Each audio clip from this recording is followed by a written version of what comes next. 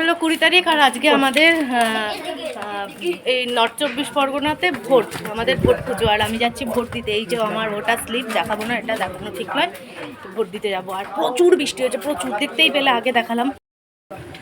তো রাস্তাঘাটের ড্রেনের জল পুরো উঠে গেছিলো, সব নোংরা রাস্তার মধ্যে উঠেছে। ওয়েদার পুরো চেঞ্জ হয়ে গেছে, পুরো চেঞ্জ। যেখানে ভোট হয় সেখানে আবার পোলিও হয়। আর এর আগে না প্রচণ্ড ভিড় ছিল, আমরা আসিনি। এখন ভোটটা টুকুস করে দিয়ে বাড়িতে চলে যাব। হচ্ছে ভোট পুজো, ওয়েদার পুরো চেঞ্জ। ভোট পুজো হচ্ছে, ভোট পুজো যেহেতু বৃষ্টি হয়েছে না, এখন পুরো ফাঁকা ফাঁকা থাকবে।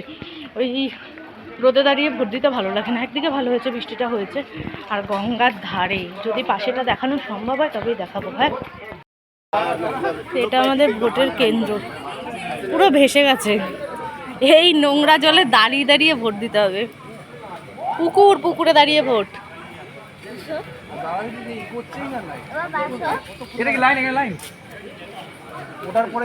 লাইন। নোংরা জল। আমার তো এই নোংরা জলে নেমে ভোট দিতে যেতে একদমই ইচ্ছা করছিল না, কিন্তু ভোট নষ্ট করাও উচিত নয়।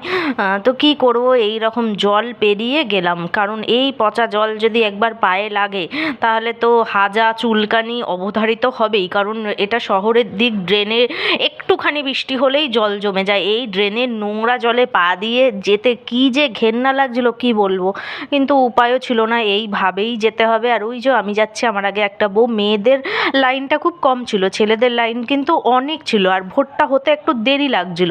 ইভিএম মেশিনটা মানে কিছু সময়ের মানে অত তাড়াতাড়ি ভোটটা হচ্ছিল না। তো কি আর করা যাবে। আর আমার চিকু তো খালি বায়না করছে, ও মা তুমি গিয়েছো, আমিও যাব করে বায়না করছে। ও তো বাচ্চা মানুষ, ওকে এই জলে কিছুতেই নামতে দিচ্ছে না। আমার ভোট পুজো কমপ্লিট হয়ে গেছে। এই যে ভোট পুজোর প্রসাদ। আর দেখো ওই যে ছাপটা দিতে হয়, আমার 3টে আঙুলে কালি লেগে গেছে। ভোট পুজো কমপ্লিট হয়ে গেছে। আমাকে তো বললো ছাপ দিতে, ওখানে সবাই ছাপ দিচ্ছে। দাদা আমি তো পড়াশোনা জানি, আমাকে দিতে পারতো, আমি সই করে দিলাম। তো ভোট পুজো শেষ হয়ে যাওয়ার পর আমি এখন যাচ্ছি আমার বাপের বাড়িতে। আর এটা হলো 6 নম্বর চিকুদের স্কুলের সামনেটা। একটুখানি জল হলো কি হলো না, পুরো ভেসে যাবে। যদিও আজকে প্রচুর জল হয়েছে, এই জল পেরিয়ে পেরিয়ে যাচ্ছি।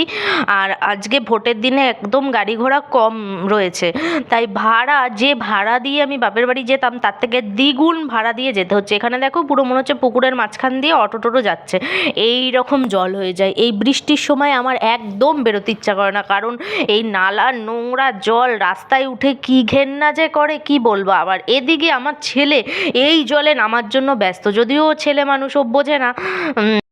তো ধমকে চমকে চুপ করিয়ে রাখি যে না, এই জলে নামতে নেই, আমি নামছি না, তুইও নামবি না।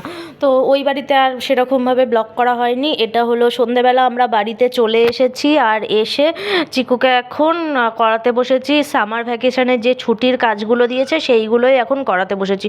ও তো কিছুতেই করবে না, আমি তো জোর জবরদস্তি করে বসিয়েছি। আর এবার পড়া হয়ে গেছে, ঘুমানোর সময়। আর এই দেখো, দেখতে পেয়েছো, ও ওর বাবাকে পেন্ট করছে। তো আমার একখানা কাজল নিয়ে সেই কাজলটা দিয়ে দেখো কি করেছে। তো ওর বাবাকে সাজাচ্ছে, আর ওর বাবা বারবার বারণ করছে আমাকে এরকমভাবে সাজাস না, লোকে দেখলে কি বলবে, সবাই এরকম তোর মায়ের ব্লগ ট্লগ দেখে, তো অফিসে গেলে সবাই খচাবে, করিস না। আর কে কার কথা শোনে, ও তো ভাবছে দুধ ছাতা, যে যা বলবে বলুক গে জায়গা। তো আমিও সাজিয়েছি, ও তো এত কাজল টাজল পড়াতে পারে না। কি অবস্থা করেছে দেখো। আমার নিজেরই যখন ভয়েস ওভার দিচ্ছি এত হাসি পাচ্ছে যে বলবার মতো নয়। আর আমরা একটা নতুন ভূতের নাম জানতে পেরেছি, কাচ্চা কালুয়া। তোমরা কোনোদিনও শুনেছো যে কাচ্চা কালুয়া নামেও কিন্তু ভূত হয়? তো এটা আমি ইউটিউব দেখেই জানতে পেরেছি যে কাচ্চা কালুয়া নামে একটা ভূত আছে। আর আমরা সেই কাচ্চা কালুয়ার সাজটাই নকল করছি।